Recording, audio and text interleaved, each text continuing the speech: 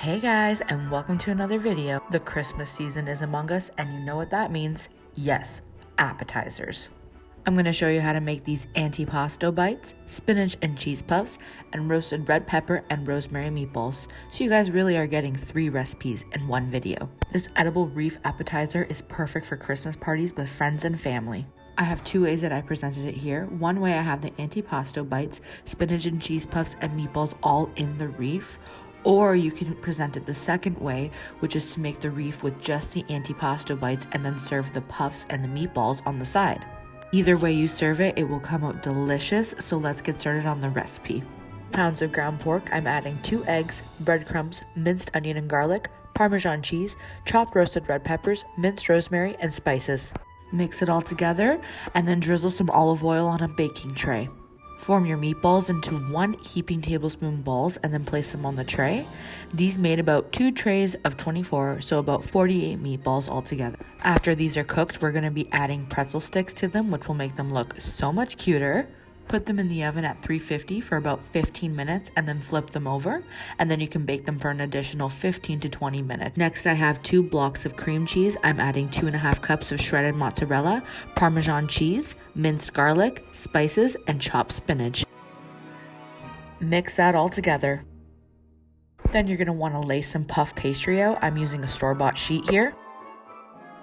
Then spoon your spinach and cheese mixture onto the puff pastry and spread evenly, leaving about a ½ inch space around the edges. Then you're gonna roll up the pastry, almost like cinnamon rolls, and chop them into about 3/4 inch to 1 inch rounds. It really depends on how thick you want them.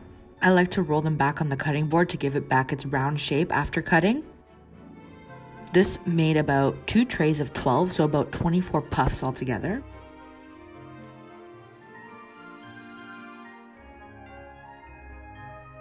Place them on a lined baking tray and bake them at 350 for about 25 minutes or until you see that the edges and the tops are golden brown. My house smelled so good after making these. They are so incredibly tasty. It was so hard to fight the urge not to eat them all before I assembled the Wreath.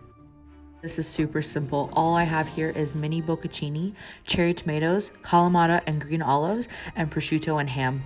I'm just using these cute rustic toothpicks that I got at Walmart, and I am just adding tomato, cheese, olives, and the meat in that order. You can put it in any order you want though. I didn't put meat on all of my bites. I did about half, and the other half I did without the meat. You can also customize this to anything you want. You can add different types of meat, maybe some basil, artichoke, peppers would be good too. And here's all the delicious appetizers all finished. Now it's the fun part. It's time to assemble the Wreath. I'm just adding all of the different appetizers all the way around the Wreath, trying to make it look even and pleasing.